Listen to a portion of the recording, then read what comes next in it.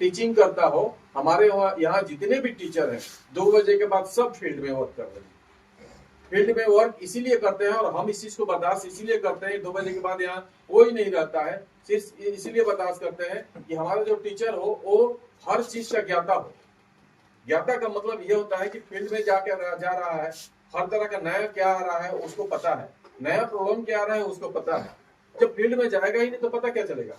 इसलिए हम लोग क्लास जितना हो सके सुबह सुबह से स्टार्ट कर लेते हैं और 2 बजे के बाद सारी क्लास को हम लोग बंद कर देते हैं कि सारे टीचर फील्ड में रहे, सारे टीचर वर्क करें ताकि उनको नया और पुराना हर चीज मिलते रहे, प्रॉब्लम सोल्यूशन, ताकि वो आपको भी अप टू डेट करते रहे। ऐसा नहीं कि वो टीचर कुछ और तरीका से पढ़ा है।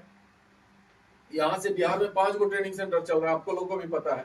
तो भाई वो किस तरह से पढ़ा है, जैसे हमारे पास लड़के हैं सभी के पास उसी तरह से लड़के हैं, तो क्या वो अलग तरीका से थोड़ी पढ़ा, इसी तरह से पढ़ा। लेकिन आपका प्रयास कैसा रहेगा पढ़ने का, वो आपके ऊपर निर्भर करता है। तो पढ़ने का एक तरीका आप लोग जान लीजिए, सबसे पहले लिखना तो जरूर जानिए। जितना लिखने से भागिएगा आप पढ़ने से उतना ही भागिएगा। जिसके कलम जितना ही ज्यादा चलता है वो उतना ही तेज होता है। जैसे अगर हमारे हिंदू धर्म में एक जात है जिसका नाम सुने होंगे लाला जी। लाला जी लिखने में तेज होते हैं, इसीलिए वो लोग कलम को साल में एक बार पूछते हैं, पता है कि नहीं आप लोग? उनका एक पूजा होता है साल में कलम का। समझने कि आप 4 घंटा बाद पूछिए कि आप पूछिए अपने खुद से कि हम क्या समझे। आप खुद पूछिए अपने आप से कि हम क्या समझे, तो पता चल जाएगा कि लिखने में ज्यादा बेहतर होगा या फोटो खींचना ज्यादा बेहतर होगा।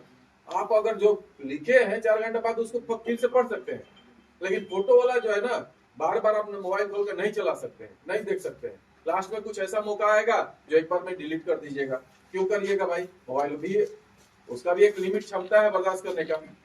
पढ़ने का एक ही तरीका है, आप सीधा जान लीजिए। अगर कोई प्रोडक्ट है, जैसे मान के चलिए एसी ही है, तो सबसे पहले हमको एसी के बारे में समझना है। अगर जिस दिन आपका फर्स्ट क्लास है, कोई भी प्रोडक्ट अगर स्टार्ट कर रहे हैं सर आपको पढ़ाने के लिए, तो सबसे पहले इसके बारे में बताइए। क्योंकि कुछ लोग ऐसे भी होते हैं, कुछ प्रोडक्ट ऐसे भी होते हैं जो आप उसके बारे में नहीं जानते, देखे भी नहीं है, जाने भी नहीं है, समझे भी नहीं है, देखे भी है तो क्या है पता नहीं। तो हम पहले इस प्रोडक्ट के बारे में जानेंगे कि ये प्रोडक्ट है क्या, काम कैसे करता है। अब इसमें टेक्निकल घुसेंगे कि इसमें लगने वाले कितने पार्ट्स हैं, उसका नाम क्या है, ठीक है। देखने में कैसा होता है, पढ़ने का तरीका आप समझिए, लिखते भी रहिए और इसको समझते रहिए, पढ़ते रहिए। अब रहा कि जितने भी पार्ट्स हो गया, सर हमको इसको पार्ट्स को दिखा दीजिए, कौन पार्ट्स है, ठीक है, ये क्लियर हो गया।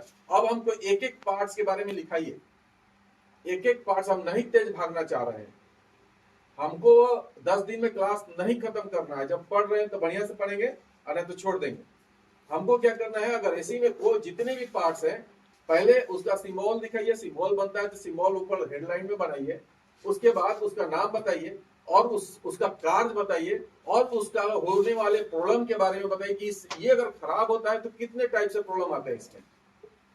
अगर मान लिया जाए कोई कंडेंसर कॉइल ही है, कैपेसिटर ही है, रिले है, जो भी प्रोडक्ट है, जो भी पार्ट्स है, हम उसको देख लिए, जान लिए, इसको कैसे चेक करते हैं ये भी जान लिए, हम इसका यूज, इसका काम क्या है ये भी जान लिए। अब ये खराब होगा भाई, ये तो सही है तो हमको कोई याद करेगा? अगर ऐसी सही चल रहा है तो कोई कस्टमर आपको याद करेगा? बाहर में जाइए ना, कौन है, ठीक है। लेकिन अगर उसमें से कोई कंपोनेंट खराब होता है तो क्या करेगा?